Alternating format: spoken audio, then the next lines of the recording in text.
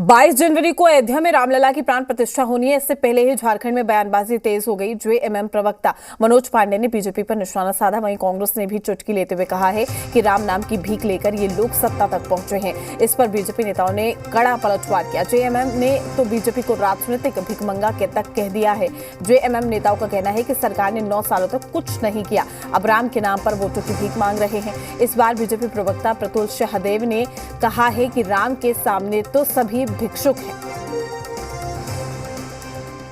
हमें लगता है कि जो जिस प्रकार का इवेंट चालू है पूरे देश में, तो इवेंट के जरिए ये अपनी चुनावी बैतरनी पार करना चाहते हैं। तो हमें लगता है कि इनका जो मनोरथ है वो सफल नहीं होगा।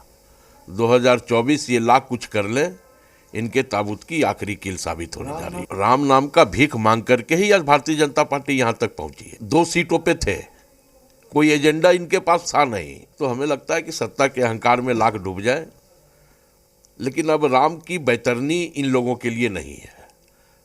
राम भी अब इन लोगों को बैतरनी पार नहीं करवा पाएंगे, क्योंकि वो भी सारे कुछ जानते हैं, समझते हैं। देश के शंकराचार्य बोल रहे हैं, जो हमारे धार्मिक प्रमुख हैं। सनातन धर्म में जो प्रमुख धार्मिक प्रमुख अगर किसी को माना जाता है तो वो शंकराचार्य होते हैं।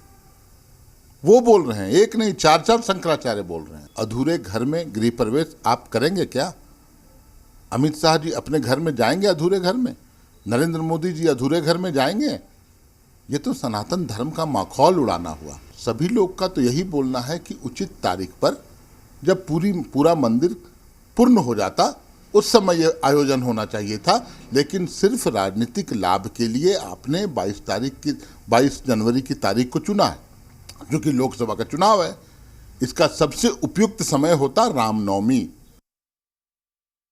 प्रभु श्री राम के द्वार में तो सब लोग भिखमंगे ही हैं, सब लोग उनसे याचना ही प्रार्थना करते हैं। लेकिन इन नास्तिकों को ये बात कहाँ से समझ में आएगी? ये तो यूपीए सरकार के हिस्सा थे ना, झारखंड मुक्ति मोर्चा।